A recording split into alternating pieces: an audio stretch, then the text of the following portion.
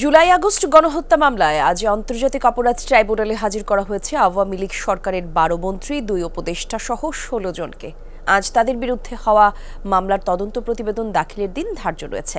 হাজির করার তালিকায় রয়েছেন সাবেক মন্ত্রী আনিসুল হক, ফারুক খান, ওয়াকার্স পার্টির রাশেদ খান মেনন, জাসদের হাসানুল হক ইনু, সাবেক মন্ত্রী আব্দুর রাজ্জাক, কামাল আহমেদ মজুমদার, আমির হোসেন আমু ও অ্যাডভোকেট কামরুল ইসলাম।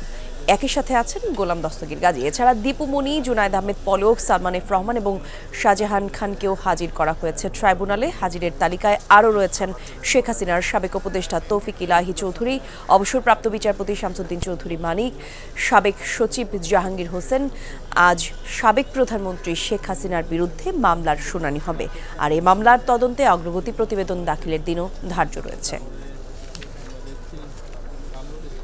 আর এই বিষয়ে আরো তথ্য আমরা জানবো সহকর্মীর কাছ থেকে।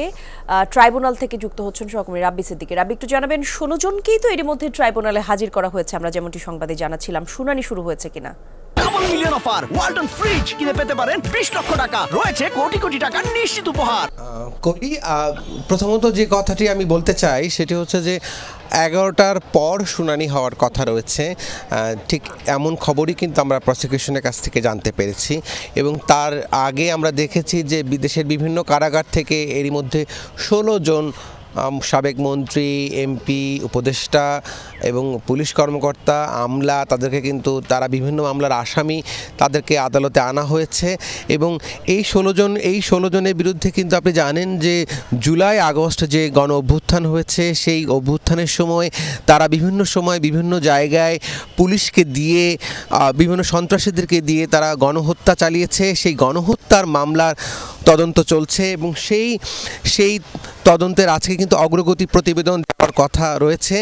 এবং একই সাথে ভারতে থাকা সাবেক প্রধানমন্ত্রী শেখ হাসিনা, তার বিরুদ্ধে গণহত্যার অভিযোগে একটি মামলা আছে এই ট্রাইব্যুনালে। সেই মামলার আজকে অগ্রগতি প্রতিবেদন জমা দেওয়ার কথা আছে।